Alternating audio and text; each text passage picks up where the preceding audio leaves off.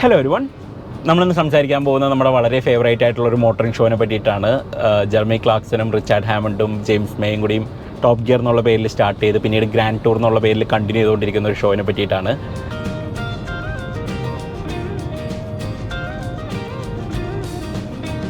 ഒരു തരത്തിൽ പറഞ്ഞാൽ നമ്മുടെയൊക്കെ വാഹനങ്ങളോടുള്ള ഇഷ്ടത്തിൻ്റെ ഒരു വലിയൊരു പങ്ക് ശരിക്കും ടോപ്പ് ഗിയറിന് അവകാശപ്പെടാവുന്നതാണ്. കാരണം നമ്മുടെയൊക്കെ ഒരു ചൈൽഡ്ഹുഡിൻ്റെ ഒരു ഫോർമേറ്റീവ് ഇയേഴ്സിലൊക്കെ ടോപ്പ് ഗിയറിന് നമ്മുടെ മനസ്സിലുണ്ടായിരുന്ന സ്വാധീനം എന്ന് പറയുന്നത് അത്രയും വലുതായിരുന്നു. നമ്മളിന്നിപ്പോൾ ഇൻ്റർനെറ്റിൽ കാണുന്ന പല ഷോകളും അതുപോലെ തന്നെ കാർ കൾച്ചറിലുള്ള പല നല്ല കാര്യങ്ങളും അതുപോലെ തന്നെ കാറുകളിലും നിന്നുള്ള പല മാറ്റങ്ങളൊക്കെ ഒരു തരത്തിൽ ടോപ്പ് ഗിയർ ഇൻസ്പയർഡ് ആണ്. ടു ആൻ എക്സ്റ്റെൻറ്റ് നിങ്ങളിപ്പോൾ കണ്ടുകൊണ്ടിരിക്കുന്ന കണ്ടന്റ് വിത്ത് കാഴ്സ് എന്ന് പറയുന്ന ഈ ഒരു ചാനലിൻ്റെ ഉത്ഭവം നമ്മൾ ബാക്ക് ട്രേസ് ചെയ്ത് കഴിഞ്ഞാൽ ചിലപ്പോൾ ടോപ്പ് ഗിയറിൽ ചെന്ന് അവസാനിക്കും. കാരണം 20 വർഷം മുന്നേ ടോപ്പ് ഗിയർ എൻ്റെ മനസ്സിലുണ്ടാക്കിയിട്ടുള്ള മാറ്റങ്ങൾ, നമുക്ക് ഇൻസ്പയർഡ് ആയിട്ട് തോന്നിയിട്ടുള്ള പല കാര്യങ്ങൾ, അതിൻ്റെയൊക്കെ ഒരു കൾമിനേഷനാണ് ശരിക്കും പറഞ്ഞാൽ ഇന്നിപ്പോൾ നമ്മൾ ചെയ്തുകൊണ്ടിരിക്കുന്ന ഈ ഒരു ജോലി എന്ന് പറയുന്നത്. അപ്പോൾ അതുകൊണ്ട് we all owe it to top Gear, we all owe it to Grand Tour, we all owe it to those 3 people who made it special. പക്ഷേ like all good things in life, it's coming to an end. Grand Tour അവരുടെ final episode one for the road എന്ന് പറയുന്ന episode September 13th air ചെയ്യും. അത് കഴിഞ്ഞാൽ പിന്നെ ഈ 3 പേരെയും നമ്മളൊരു സ്ക്രീനിൽ ഒന്നിച്ച് കാണില്ല. ഇവരുടെയൊക്കെ ഇൻഡിവിജ്വൽ ഷോസ് ഉണ്ടാവും. അതായത് ജെർമിയുടെ ക്ലാർക്സൺസ് ഫാം എന്ന് പറയുന്ന ഷോ ഉണ്ടാവും. അതുപോലെ തന്നെ James May's our man in Japan, our man in India എന്നൊക്കെ പറയുന്ന ആ ഒരു ഷോ ഉണ്ടാവും. അതുപോലെ തന്നെ ഹാമണ്ട് റിച്ചാർഡ് ഹാമണ്ട്സ് വർക്ക്ഷോപ്പ് എന്ന് പറയുന്ന ഷോയും അതുപോലെ തന്നെ ഉണ്ടാവും. പക്ഷേ ഈ 3 പേരും കൂടിയും ഒന്നിച്ച് ഒരു സ്ക്രീനിൽ വരുമ്പോഴുള്ള ആ ഒരു മാജിക്ക് നമുക്കിനി കാണാൻ പറ്റില്ല. ആൻഡ് ചെറിയൊരു വിഷമത്തോടെ അല്ലാണ്ട് നമുക്കിത് പറയാൻ പറ്റില്ല എന്നുള്ളതാണ്. So here is a tribute to top gear and what made it special.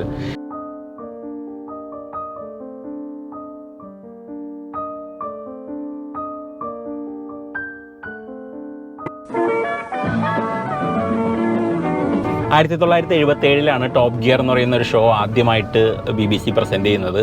അന്നത്തെ ഏർലിയർ പ്രസൻറ്റേഴ്സ് എന്ന് പറയുന്നത് നോയൽ എഡ്മണ്ട്സും അതുപോലെ വില്യം വുള്ളാർഡും ക്വിൻറ്റിൻ വിൽസണും ഒക്കെ ആയിരുന്നു. വളരെ ഫാക്ച്വൽ ആയിട്ടുള്ള ഷോ ആയിരുന്നു, വളരെ കൺസ്യൂമർ ഓറിയൻറ്റഡ് ആയിട്ടുള്ള ഒരു അപ്രോച്ചായിരുന്നു. ഇന്നിപ്പോൾ കാണുന്ന ടോപ്പ് ഗിയറിലുള്ള ആ ഒരു എൻ്റർടൈൻമെൻറ്റ് വാല്യൂ ഒന്നും ഇതിനുണ്ടായിരുന്നില്ല. കാറുകളെല്ലാം പരിചയപ്പെടുത്തിയിട്ട് കാറുകളുടെ ഗുണങ്ങളും ദോഷങ്ങളൊക്കെ ലിസ്റ്റ് ഔട്ട് ചെയ്തിട്ട് പറയുന്ന ഒരു സാധാരണ ഒരു ഷോ പോലെയായിരുന്നു അത് അന്ന് പോയിരുന്നത്. പിന്നീട് റേസിംഗ് ഡ്രൈവറായ ടിഫ് നീഡിൽ ജോയിൻ ചെയ്ത പോയിന്റ് തൊട്ട് കുറച്ചും കൂടി ഒരു എക്സ്യൂബറൻറ്റ് ഡ്രൈവിംഗ് സ്റ്റൈലൊക്കെ അതിൽ കൊണ്ടുവരാൻ തുടങ്ങി. ഒരു കാർ ഷോ എന്നുള്ള ഒരു രീതിയിലേക്ക് കുറച്ചും കൂടി ബെറ്റർ ക്യാമറയും കുറച്ചും കൂടി എന്തൂസിയാസ്റ്റിക് ആയിട്ടുള്ള ഡ്രൈവിങ്ങും കുറേ കൂടി എക്സോട്ടിക് ആയിട്ടുള്ള കാറുകളൊക്കെ കാണിക്കാൻ തുടങ്ങി. ആ ഒരു സമയത്താണ് ജെർമി ക്ലാർക്സൻ്റെ വരവ്. 1988 October 27 top ഗിയറിൻ്റെ 176th എപ്പിസോഡിലാണ് Jeremy Clarkson പുള്ളിയുടെ ആദ്യത്തെ എപ്പിസോഡ് പ്രസൻറ്റ് ചെയ്യുന്നത്.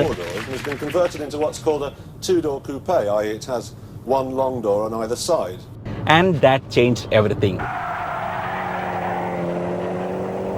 ആ ഒരു ഷോയ്ക്ക് പിന്നീട് ആ ഒരു പുതിയൊരു ഫ്ലേവർ വന്നതോടുകൂടി അതിൻ്റേതായ ഒരു ഫേസ് വന്നു, ഒരു ഐഡൻറ്റിറ്റി വന്നു. ടോപ്പ് ഗിയറിന് ഒരു സ്വന്തമായ ഒരു ഒപ്പീനിയൻ ഉണ്ടെന്നുള്ളത് വന്നു. And it mattered to lot of people who are watching the show. അവിടെ നിന്ന് പിന്നീട് റേറ്റിംഗ്സ് എല്ലാം കയറാൻ തുടങ്ങി.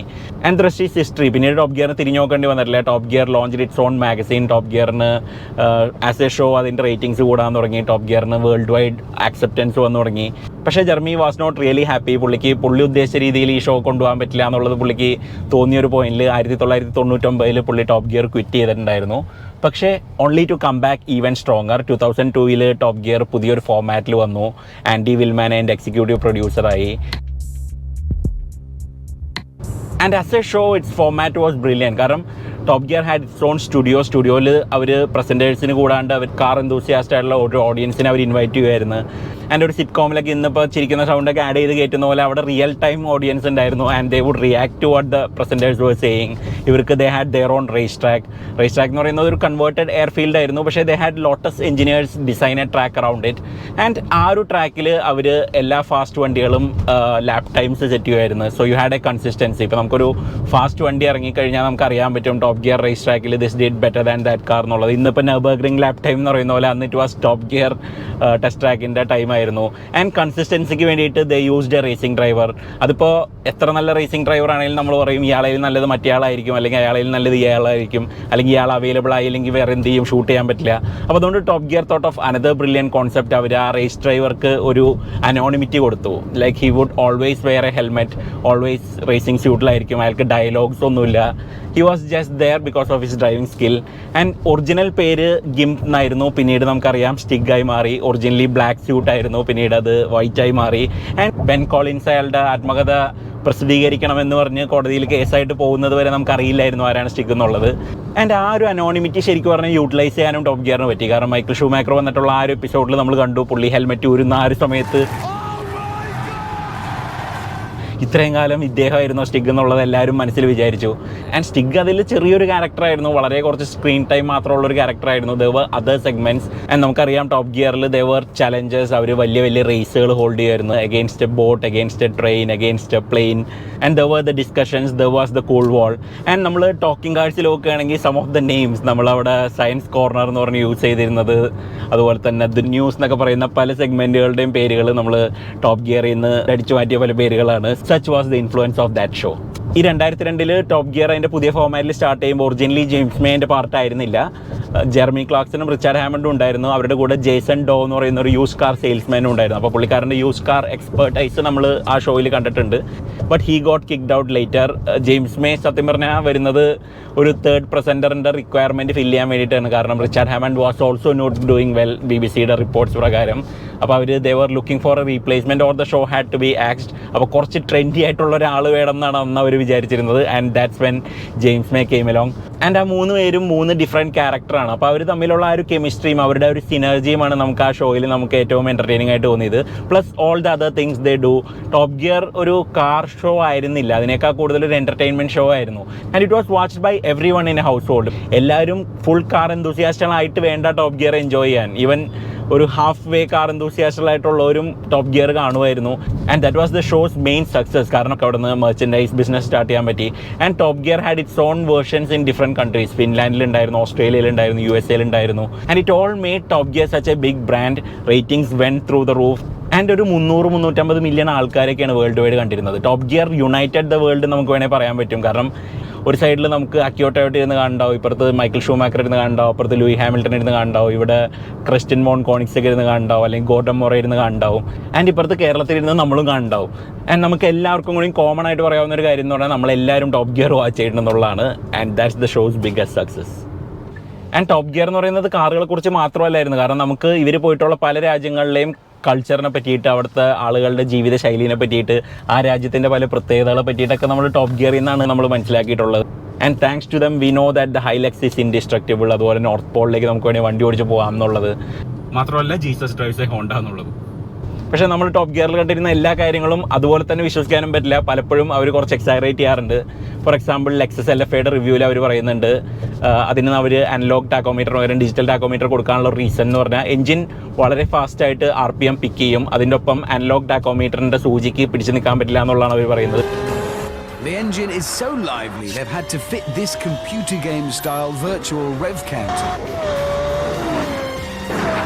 Because a normal analog rev counter can't keep pace with how quickly this thing gains and loses revs. And that's a lot of bullshit. കാരണം ഒന്ന് ആലോചിച്ച് നോക്കിയേ, ലെക്സസിന് ഒരു 4.8 ലിറ്റർ V10 എഞ്ചിൻ ഉണ്ടാക്കിയിട്ട് അത് 9000 RPM വരെ ഒരു ഫ്രാക്ഷൻ ഓഫ് സെക്കൻഡ്സിൽ റെവ് ചെയ്യാൻ പറ്റും. അത്രയും കേപ്പബിലിറ്റി കൊടുക്കാമെന്നുണ്ടെങ്കിൽ അവർക്കൊരു ടാക്കോമീറ്റർ കൊണ്ട് ഇങ്ങനെ കാണിക്കാനാണോ ബുദ്ധിമുട്ടുണ്ടാവുക? ഇനി ആ ടാക്കോമീറ്റർ സ്വന്തമായിട്ട് ഉണ്ടാക്കാൻ കഴിവില്ലെങ്കിൽ അവർക്ക് എഞ്ചിൻ ഉണ്ടാക്കാൻ ഞാൻ ഹെഡ് എടുത്ത് പറഞ്ഞ പോലെ കാസിയോയുടെ അടുത്തോ സീക്കോയുടെ അടുത്തോ ഒരു ടാക്കോമീറ്റർ ഉണ്ടാക്കി തരാൻ പറഞ്ഞിട്ടുണ്ടെങ്കിൽ അവർ ഉണ്ടാക്കി കൊടുത്തതിനെ. അല്ലാതെ ഡിജിറ്റൽ ടാക്കോമീറ്റർ വെച്ചിട്ട് വേണ്ട ഒരു അനലോഗ് എഞ്ചിൻ്റെ ഒപ്പം കീപ്പപ്പ് ചെയ്യാനായിട്ട്. അതൊക്കെ അവർ എൻ്റർടൈൻമെൻറ്റിന് വേണ്ടിയിട്ട് കയ്യിൽ നിന്നിടുന്ന കുറച്ച് ബിറ്റ്സ് ആണ്. ഇപ്പോൾ ഈ വണ്ടിയിൽ വേണമെങ്കിൽ എനിക്ക് പറയാം, ഇതിന് ഡിജിറ്റൽ ഫ്യൂൽ ഗേജ് കൊടുത്തേക്കുന്നത് ഇതിൻ്റെ ഫ്യൂൽ കൺസംഷൻ കാരണമാണ്. ഫ്യൂൽ താഴേക്ക് പോകുന്നതിൻ്റെ ഒപ്പം സാധാരണ അനലോഗ് ഗേജ് ആണ് കാണിക്കാൻ പറ്റില്ല കറക്റ്റായിട്ട്. അതേപോലെ തന്നെ നമ്മൾ കണ്ടിട്ടുണ്ട് GTRൻ്റെ എപ്പിസോഡിൽ ജെർമി ക്ലാർക്സൺ ചോദിക്കുന്നുണ്ട് എന്തുകൊണ്ടാണ് ഈ വണ്ടിക്ക് cornering headlamps ഇല്ലാത്തതെന്ന് അറിയോ എന്ന് ചോദിക്കുന്നുണ്ട്. You know, a lot of modern cars now have those headlamps that swivel when you turn the steering wheel. Yes. Do you know why the GTR doesn't have that? അത് wait സേവിങ്ങിന് വേണ്ടിയിട്ടാണോ എന്ന് ചോദിക്കുമ്പോൾ പറയും അല്ല, ഈ വണ്ടി വളരെ ഫാസ്റ്റായിട്ട് ഡയറക്ഷൻ ചേഞ്ച് ചെയ്യും, അത്രയും ഫാസ്റ്റായിട്ട് കോർണറിങ് ഹെഡ്ലാമ്പ്സിന് കീപ്പപ്പ് ചെയ്യാൻ പറ്റില്ല, അപ്പോൾ അതുകൊണ്ടാണ് അത് ഒഴിവാക്കിയതെന്ന് പറയും. It's because the motors in that sort of headlamp can't keep up with the speed that thing changes direction. അപ്പോൾ അതായത് ഒരു 1.7 ton all wheel drive sports car ഉണ്ടാക്കാൻ നിസാനിന് പറ്റും, പക്ഷേ അതിനൊരു 15 ഡിഗ്രി സ്വേലിംഗ് ഫംഗ്ഷൻ അതിൻ്റെ ഹെഡ്ലൈറ്റിന് കൊടുക്കാൻ പറ്റില്ല. അതിനുള്ള ടെക്നോളജി നിസാൻ്റെ അടുത്ത് ഇല്ല എന്നാണ് അവർ പറയുന്നത്, which is hard to believe. അപ്പോൾ ഇതൊക്കെ ഒരു എഞ്ചിനീയറിംഗ് ബ്രെയിൻ വെച്ച് നമ്മൾ അനലൈസ് ചെയ്താൽ നമുക്ക് മനസ്സിലാവും ഇതൊക്കെ തള്ളിമറിക്കാനാണെന്നുള്ളത്. പക്ഷേ we enjoy Top gear and later Grand Tour. But Grand Tour Top ഗിയറിൻ്റെ അത്രയും ഒരു ഇത് ഉണ്ടായിരുന്നില്ല. കാരണം പലപ്പോഴും നമ്മൾ കണ്ടിട്ടുണ്ട് അവരുടെ 3-4 സെഗ്മെൻറ്റ്സ് ഒക്കെ തുടക്കത്തിൽ വളരെ മോശമായിരുന്നു. സെലിബ്രിറ്റി ബ്രെയിൻ ക്രാഷ് ഒക്കെ വളരെ മോശമായിരുന്നു. അതുപോലെ തന്നെ അവർ ആ കോൺവെർസേഷൻ സ്ട്രീറ്റിന് മുന്നേ കാണിക്കുന്ന ആനിമേഷനൊക്കെ വളരെ ബോറായിരുന്നു. അതുപോലെ തന്നെ ദി അമേരിക്കൻ എന്നും പറഞ്ഞ് അവർ ഇൻട്രൊഡ്യൂസ് ചെയ്ത ആ റേസിംഗ് ഡ്രൈവർ, അയാളുടെ ക്യാരക്ടറിനും വലിയ അപ്പീൽ ഉണ്ടായിരുന്നില്ല. Sounds like a bunch of goddamn mice in there. Why the hell don't they just start with 8 cylinders? അതുപോലെ തന്നെ ഈ ബോളോഡ്രോം അവരുടെ റേസ് ട്രാക്ക് കാണാനും വലിയ ഭംഗി ഉണ്ടായിരുന്നില്ല. Original top gear track was much more scenic. But ഇതൊന്നും കുഴപ്പമില്ലായിരുന്നു. The boys were doing their job really well. അവർക്ക് പ്രായത്തിൻ്റെ കുറച്ച് കാണാനുണ്ടായിരുന്നു. ആൻഡ് ബൈ ദാറ്റ് ടൈം നമുക്ക് ടോപ്പ് ഗിയറിൻ്റെ ഒന്നും ആ ഒരു വാവ് ഫാക്ടർ ഉണ്ടായിരുന്നില്ല. കാരണം ഇപ്പോൾ internet scene has exploded and you are exposed all these things. അപ്പോൾ അതുകൊണ്ട് പണ്ട് ഒരു ടോപ്പ് ഗിയറിലൊരു സംഭവം കാണുമ്പോൾ ഉണ്ടായിരുന്ന ഒരു ഞെട്ടലും അല്ലെങ്കിൽ ആ ഒരു അത്ഭുതമൊന്നും ഇന്നത്തെ കാലത്തുള്ള ഓഡിയൻസിന് ഉണ്ടായിരുന്നില്ല. But they tried hard. They had huge budget. കാരണം ടോപ്പ് ഗിയർ ഒരു സീസണിലുള്ള ഫുൾ ബഡ്ജറ്റ് ആയിരുന്നു ഗ്രാൻഡ് ടൂറിന് ഓരോ എപ്പിസോഡിനും ആമസോൺ മുടക്കിയിരുന്നത്. Because they had lots of money. And അത്രയും വലിയ ബഡ്ജറ്റ് വരുമ്പോൾ അത്രയും വലിയ സ്റ്റണ്ടുകളും നടന്നിരുന്നു. Grand Tour was known for destroying more expensive cars. നമ്മൾ ടോപ്പ് ഗിയറിൽ കണ്ടിരുന്ന ഒരു സൈഡും അതാണ്. As a car enthusiast it often hurts. നമ്മൾ പല വണ്ടികളും ഈവൻ ദോ ക്രാപ്പി വണ്ടികളായിട്ട് അവർ കൺസിഡർ ചെയ്യുന്നുണ്ടാവും. പക്ഷേ നമുക്കിവിടെ നാട്ടിൽ കിട്ടാത്ത വണ്ടികളൊക്കെ ഇതുപോലെ ഡിസ്ട്രോയ് ചെയ്ത് കളയുമ്പോൾ നമുക്ക് നല്ല വിഷമം ഉണ്ടാവാറുണ്ട് പലപ്പോഴും കാണുമ്പോൾ.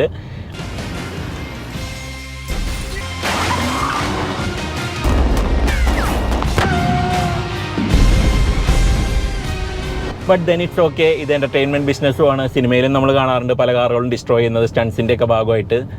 പക്ഷേ ഇനി അങ്ങോട്ട് ഇതൊന്നും കാണാൻ പറ്റില്ലല്ലോ എന്നുള്ളൊരു വിഷമമാണ്. കാരണം ഇപ്പോൾ last episode 1 for the road ഇറങ്ങിക്കഴിഞ്ഞാൽ they will all take a break from this.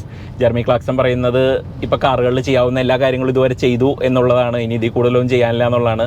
And dude is getting old. ഇപ്പോൾ പുള്ളിക്ക് ചെറിയ രീതിയിൽ ഡെമെൻഷ്യയൊക്കെ തുടങ്ങിയിട്ടുണ്ട്. അപ്പോൾ അതുകൊണ്ട് ഇനി മെമ്മറി ലോസും ഇതൊക്കെ ഉണ്ടാവും ഭാവിയിൽ. അപ്പോൾ അതുകൊണ്ട് ഇത് കണ്ടിന്യൂ ചെയ്യേണ്ട എന്നുള്ളതാണ്. സ്വരം നന്നായിരിക്കുമ്പോൾ പാട്ട് നിർത്തുക നമ്മുടെ ആൾക്കാർ പറയുന്ന പോലെ അവർ അങ്ങനെ അവസാനിപ്പിക്കുകയാണ്. ലാസ്റ്റ് എപ്പിസോഡ് സിംബാബ്വേയിലാണ്. സെഡ് എന്നുള്ള ലെറ്റർ ലാസ്റ്റ് എന്നുള്ളത് വെച്ചിട്ടാണ് അവർ ആ ഒരു എപ്പിസോഡ് അങ്ങനെ പ്ലാൻ ചെയ്തത്. ട്രെയിലർ ഇറങ്ങിയിട്ടുണ്ട്. ആക്ച്വൽ എപ്പിസോഡ് September 13th നിങ്ങൾക്ക് കാണാൻ പറ്റും. നമുക്ക് എല്ലാവർക്കും ഒരേ സമയത്ത് വേണമെങ്കിൽ വാച്ച് ചെയ്യാം. പിന്നീട് അതിനെപ്പറ്റി ഡിസ്കസ് ചെയ്യാം. ബട്ട് നിങ്ങൾക്ക് തോന്നുന്നുണ്ട് ഇവർ കാറുകളിൽ നിന്ന് ഇവരെ സെപ്പറേറ്റ് ചെയ്ത് വെക്കാൻ പറ്റും? How can you get board with cars? കുറേ നാൾ കഴിയുമ്പോൾ ഇവർക്ക് തന്നെ തോന്നും നമുക്ക് ഒരു കാർ ഷോ ചെയ്യാം എന്നുള്ളത്. ആമസോൺ അല്ലെങ്കിൽ അതുപോലെ ആരെങ്കിലും പോയിട്ട് ഒന്ന് നിർബന്ധിച്ച് കഴിഞ്ഞാൽ ചിലപ്പോൾ 3 പേരും കൂടെ ഒന്നിച്ച് വരാം. അപ്പോൾ അവർ 3 പേരും എന്തെങ്കിലും പുതിയൊരു ഷോ ആയിട്ട് തിരിച്ചു വരും നമുക്ക് പ്രത്യാശിക്കാം. അതുവരെ നിങ്ങൾക്ക് കാണാനായിട്ട് നെക്സ്റ്റ് ബെസ്റ്റ് തിങ് എന്നുള്ള പോലെ കണ്ടന്റ് വിത്ത് കാഴ്ച ഉണ്ട്. നമുക്ക് മറ്റൊരു വീഡിയോ ആയിട്ട് വേറെ ദിവസം കാണാം. Thanks for watching.